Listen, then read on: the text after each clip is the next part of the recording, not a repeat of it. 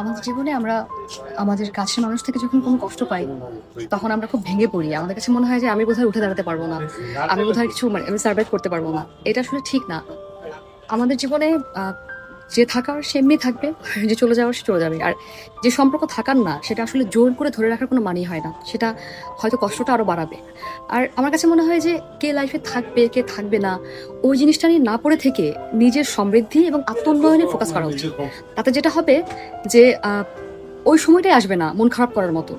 আর নিজেকে এমন একটা জায়গায় কল্পনা করা উচিত যে, মানে শুধু কল্পনা না, নিজেকে এমন একটা অবস্থানে নিয়ে যাওয়া উচিত যে গোটা পৃথিবীর মানুষ আপনার সাথে সম্পর্ক ভাঙতে গেলে দুবার চিন্তা করবে। মানে প্রত্যেকটা মানুষের, প্রত্যেকটা সম্পর্কের মানুষের জন্য মনে হয় যে আপনি তার জীবনে অপরিহার্য, এবং যদি কখনো সে আপনাকে হারায়, সে তার জীবনের সব থেকে দামি জিনিসটা হারাবে, যেটা সে আর গোটা পৃথিবী দিয়েও ফিরে পাবে না। সো নিজেকে ওরকম করে তৈরি করুন, তবেই কখনো কষ্ট আসবে না।